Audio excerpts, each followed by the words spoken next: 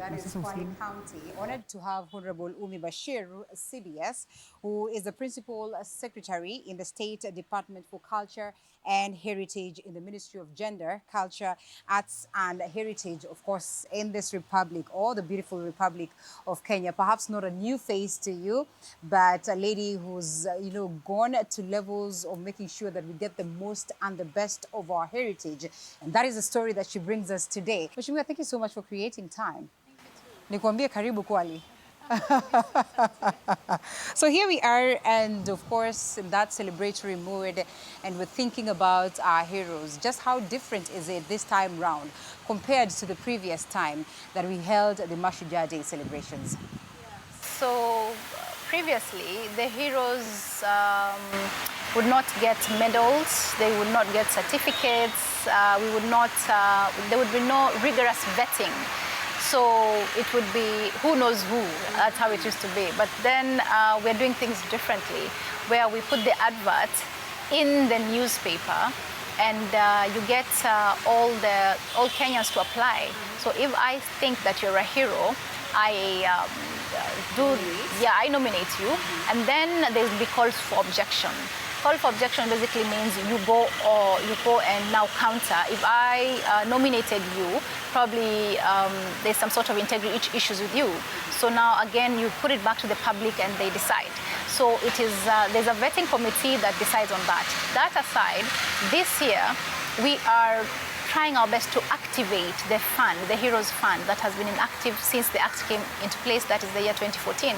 And the purpose of this fund is to empower the heroes so that they can get resources and support, especially the sports heroes, the Mau veterans, and their families. So what we're trying to do is push Treasury and activate this fund so that there are resources in place. Now, aside from that, our heroes have been there, but it came about as Kenyatta Day.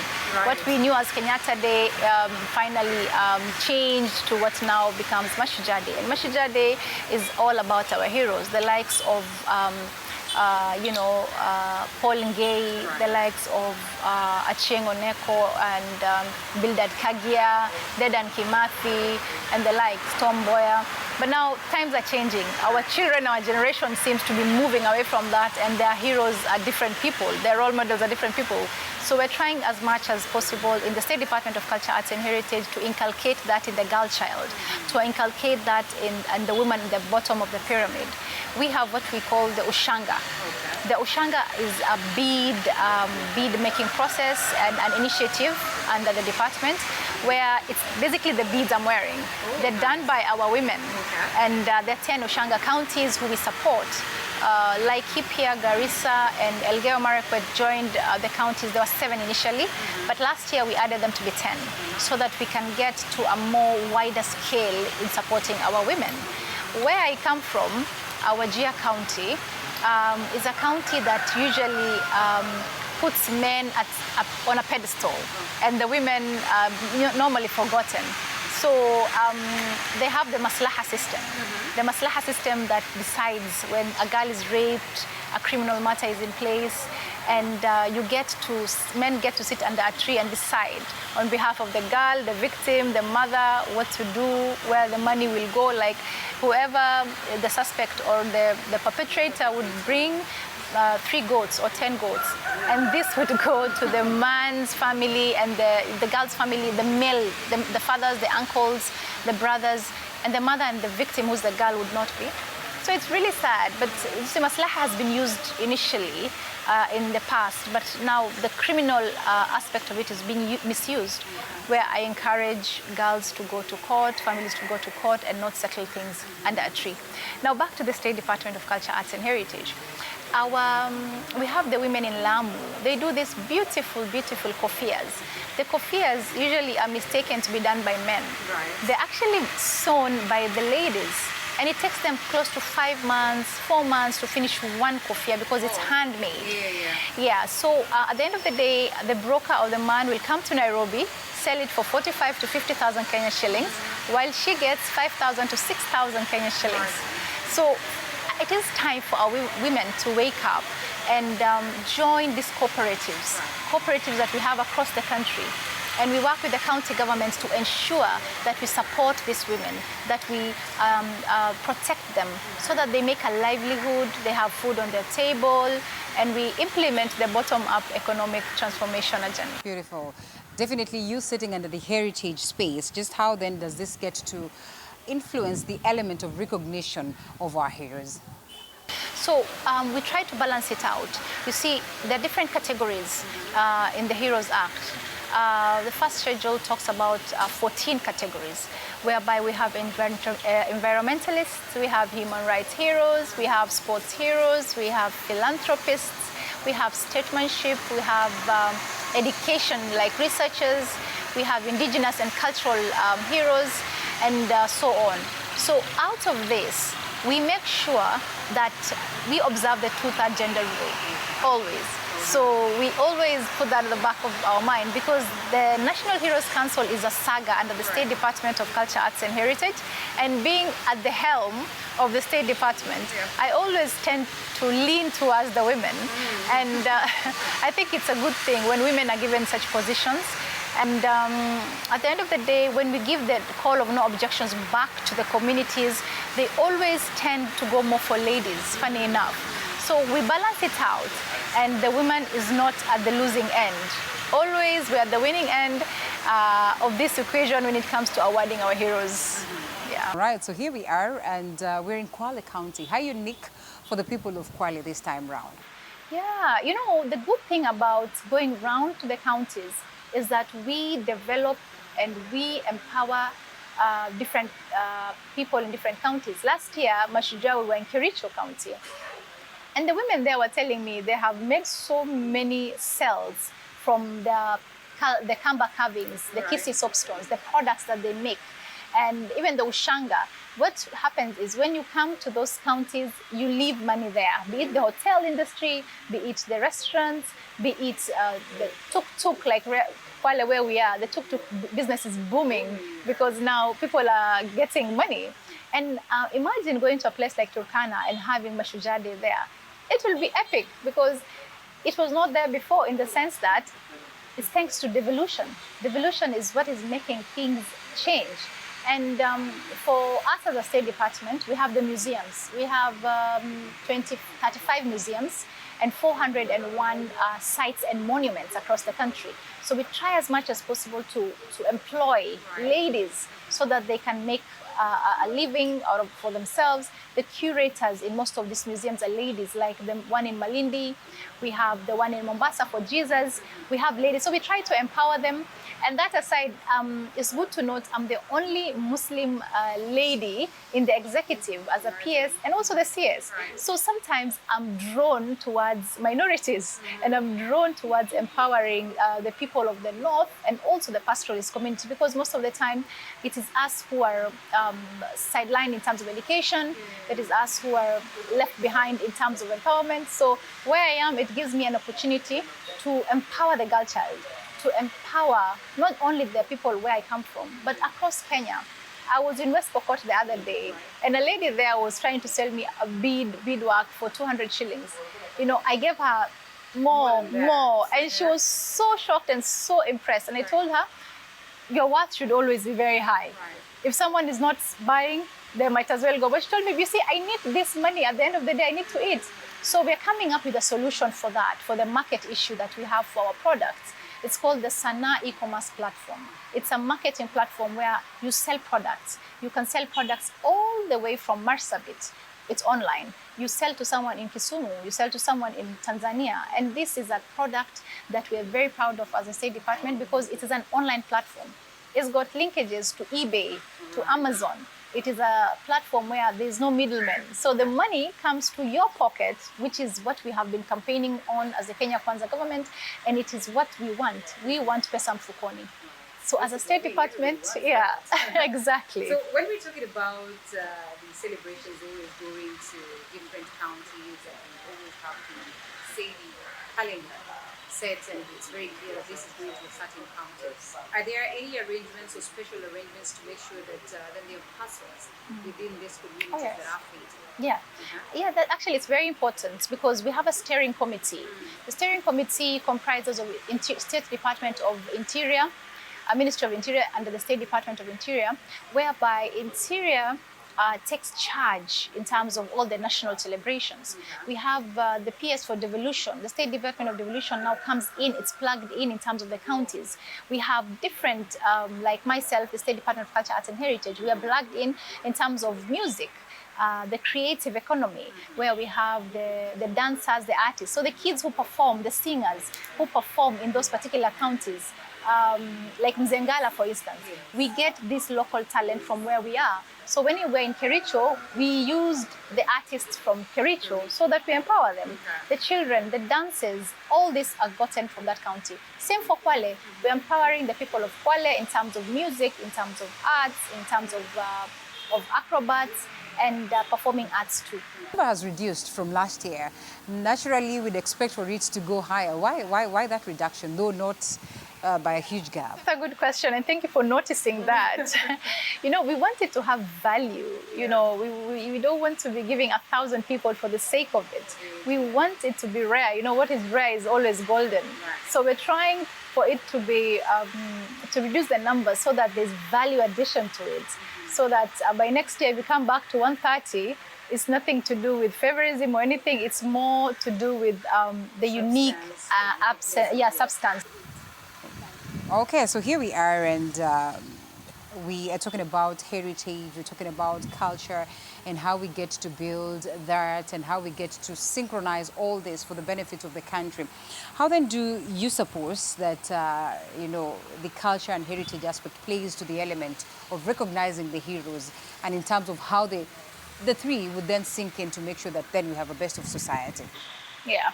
So first of all, it is important that we inculcate patriotism in our children from a young age. And we do this through our cultures and practicing our local dialect, and especially speaking Kiswahili to our children. Our culture is our identity. If we have no culture, we have failed as a society. People come to our country to celebrate and learn our cultures, eat our foods and see our gastronomy. If it's about 7-star hotels, they can go to Dubai, they can go to Miami, but they come here for the cultural aspect of it, to dance with the Maasai, to eat our fish in Kisumu, to come to the Swahili side of Mombasa and taste the cuisines and so on. So what we try to do as a State Department is inculcate an aspect of pride in our children and also Kenyans. That's why during the national celebration periods and days, we are at the center of it. Mashujaa Day, Jamhuri Day, when it comes to music, it is us. When it comes to choosing and picking the heroes, it is us. But you see, it is a one government approach. So it is a plug and play, where the Ministry of Interior comes in, devolution comes in, water, lands, because in fact, infrastructural development is what the counties are benefiting from all this. The stadiums are constructed, they're refurbished. Places where we never thought this would happen, like northern Kenya. We're hopeful that one day we will have Mashujaa Day in Mandera County, for instance. Right. It's part of Kenya, right? So the fact that we're in Kwale, it's historic and it's epic. And the governor the other day, I was with her and she was very excited about it, about tomorrow being the Eat Day. And she's been planning, and we've been working together with her as a steering committee.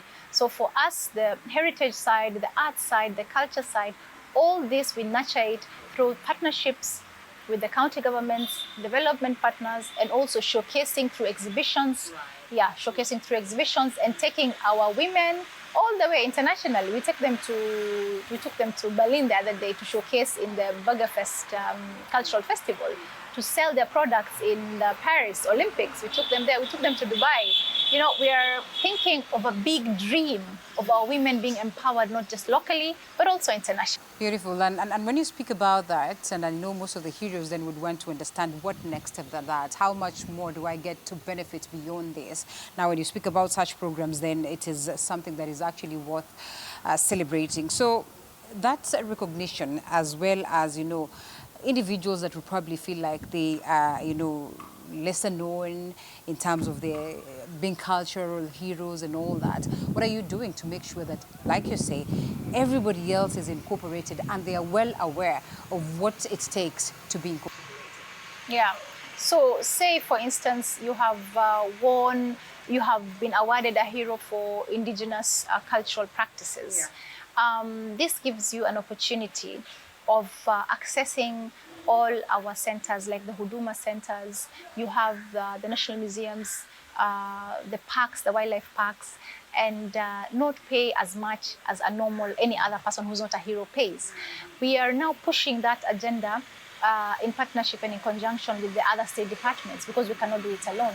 So it is something that when I become a hero, we don't want the award to end right there. Having a medal and a certificate, it shouldn't stop with that. It should be more to that. If I go, like for instance now, the Kwale heroes who we chose last year are the ones who are the epicenter of the Mashujas of this year, because now they're guiding and telling them the story of what they've benefited from. Extending the benefits to society. Exactly, because now society benefits in that. Listen, I'm a hero, and they come together and they come to the Heroes Council, and we support them wherever we can.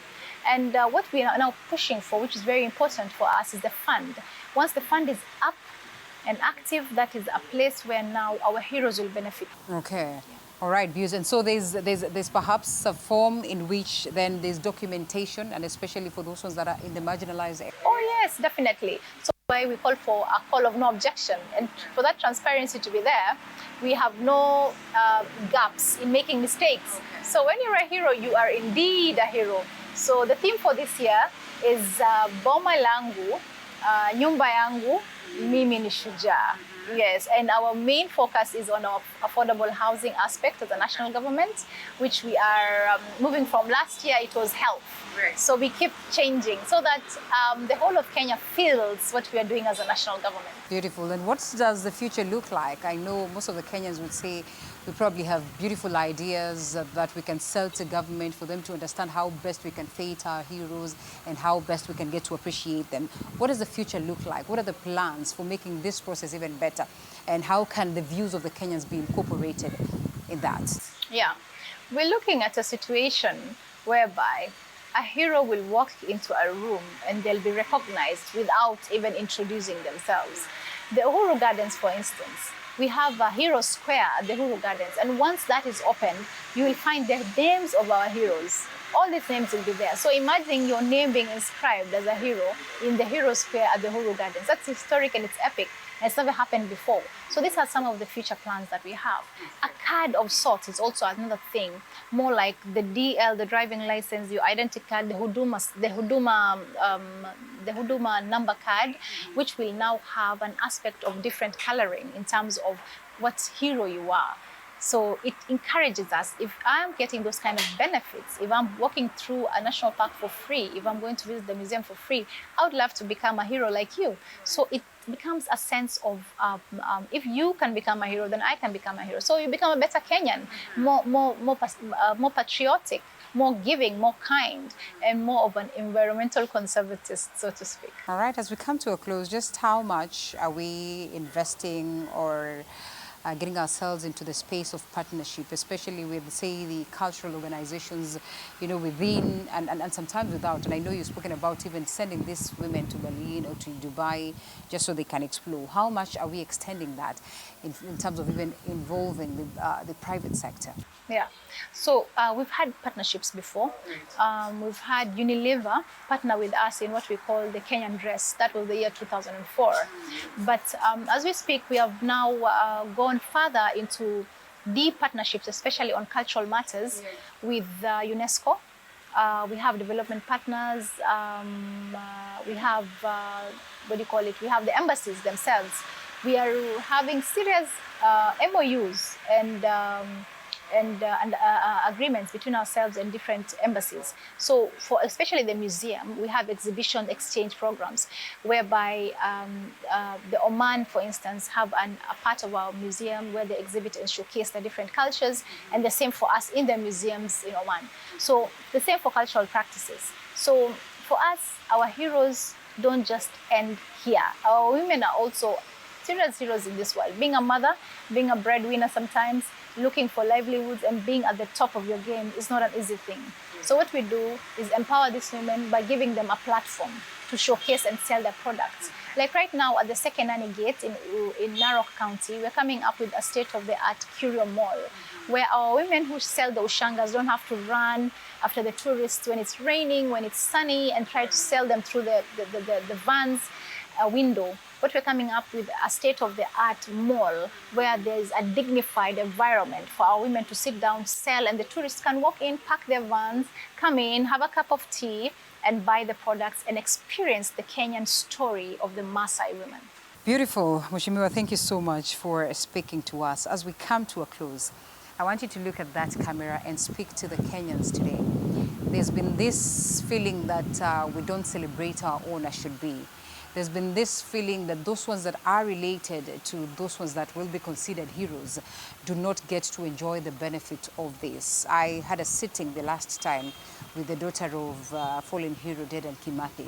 She says that sometimes she is not proud being associated with that name because, well, she does not get to enjoy much in terms of all that.